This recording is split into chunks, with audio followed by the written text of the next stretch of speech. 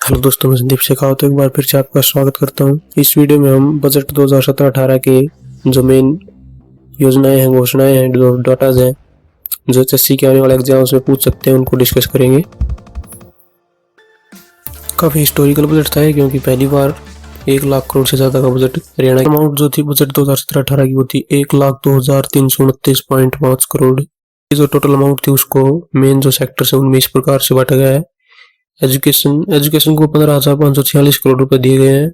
इसको higher education, basic elementary education और sports के लिए खर्च किया जाएगा। सेकंड है कृषि को 3206 करोड़ रुपए दिए गए हैं।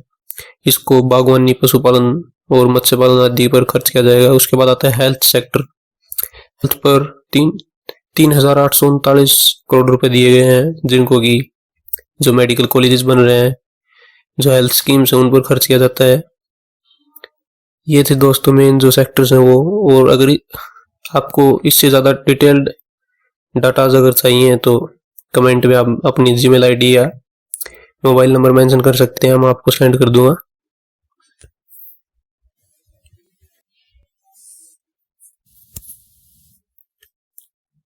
इसके बाद आती हैं दोस्तों जो नई योजनाएं इस बजट में शुरू हुई हैं और जो पुरानी योजनाएं जिनमें चेंजमेंट्स किए गए हैं वो। एचएससी का हर एग्जाम में मतलब कि 1-2 क्वेश्चंस पूछ लेते हैं इससे रिलेटेड। तो सबसे पहले जो नई योजना शुरू की है दीनबंधु हरियाणा ग्राम उदय योजना, इसकी घोषणा इस बजट में की गई है। ये चौधरी छोटूराम के नाम पर शुरू की गई है। इसके तहत जो 3,000 से 10,000 की आबादी के बीच वाले गांव हैं, 1500 गांव के विकास के लिए 1200 करोड़ रुपए इस बजट में आवंटित किए गए हैं और इसके जो फंडिंग है वो नाबार्ड करेगा। सेकंड है मंगल नगर विकास योजना। ये योजना पूर्व डिप्टी सीएम रहे हैं जो हरियाणा के मंगल सेन, उनके नाम पर शहरी क्षेत्रों के विकास के लिए शुरू की गई है। इस पर 1,000 करोड़ रुपए खर्च किए जाएंगे। थर्ड है मनोहर ज्योति योजना। इसके अंतर्गत 1 lakh solar home systems install किए जाएंगे 3 फेज में। इस पर लगभग 230 करोड़ का खर्च आएगा।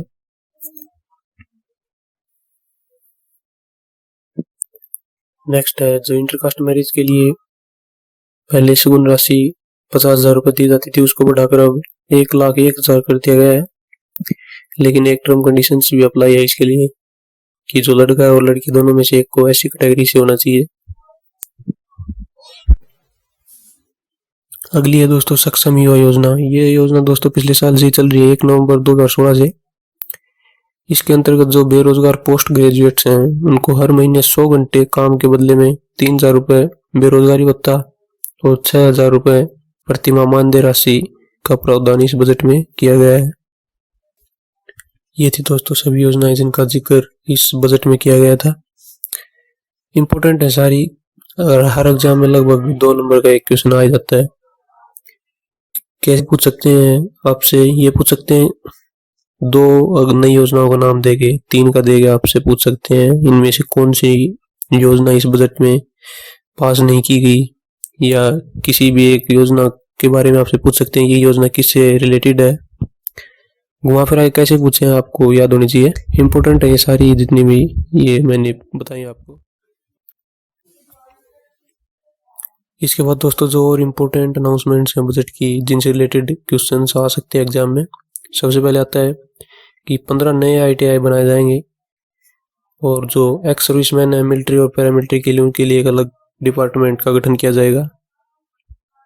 1 अप्रैल से बिजली के बिल में 50 से 60 पैसे की रिबेट मिलेगी और जीडीपी में 9% रहने की अब की बार अनुमान जताया गया है। 2 नए मल्टी स्किल डेवलपमेंट सेंटर, एक पंचकुला में और एक रेवाड़ी में बनाया जाएगा।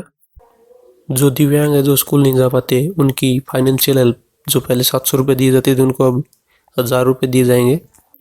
ग्रामीण क्षेत्रों में जो चौकीदार और सफाई कर्मचारी हैं उनको महीने के 10,000 रुपये फिक्स कर दिए गए हैं। पंचकुला को हरियाणा का पहला जिला घोषित किया गया है जहाँ पर 24 घंटे बिजली आती है। एनर्जी के जो नॉन कन्वेंशनल सोर्सेज हैं, सोलर एनर्जी, इनको बढ़ावा देने के लिए सोलर पैनल और बायोडीजल को वैट से फ्री कर दिया गया है। अब 5,000 रुपये से ऊपर की सभी गवर्नमेंट जो पेमेंट्स हैं वो डिजिटली मोड से की जाएंगी। अगर भीम ऐप से आप इलेक्ट्रिसिटी बिल पे करते हैं तो आपको 5% की छूट मिलेगी, मैक्सिमम 50 रुपये होंगे। हरियाणा की पहली और इंडिया की जो थर्ड साइंस सिटी बन रही है मूर्थल सोनीपत में, उस पर भी 80 करोड़ रुपए खर्च किए जाएंगे इस बजट में। कंट्रोवर्शियल जो SYL नहर है उस पर भी इस बजट में 100 करोड़ रुपए खर्च किए जाएंगे। और कैप्टन अभिमन्यु ने कहा है कि हम 1000 करोड़ रुपए तक देने को तैयार हैं अगर ये नहर बननी शुरू होती है तो। कृषि से रिलेटेड जो मेन अनाउंसमेंट थी कि 340 गांवों को बागवानी गांव के रूप में विकसित किया जाएगा। दोस्तों इस वीडियो में मैंने लगभग हर उस पॉइंट को कवर किया है जिससे रिलेटेड क्वेश्चंस एग्जाम में आ सकते हैं, लेकिन अगर फिर भी आपको लगता है कुछ छूट गया है तो जो PDF में फुल स्पीच जो कैप्टन अभिमन्यु ने दी थी वो मैं आपको भेज सकता हूँ। आप मेरे व्हाट्सएप नंबर पर कांटेक्ट कर सकते हैं या कमेंट में अपनी जीमेल आईडी या मोबाइल नंबर मेंशन कीजिए, मैं उस पर आपको सेंड कर दूंगा। कोई डाउट है तो भी आप कमेंट बॉक्स में कर सकते हैं मेंशन। दोस्तों अगर आपको पसंद आई हो वीडियो तो प्लीज़ आप लाइक कीजिए, सब्सक्राइब कीजिए मेरे चैनल को और शेयर ज़रूर कीजिए अपने दोस्तों से।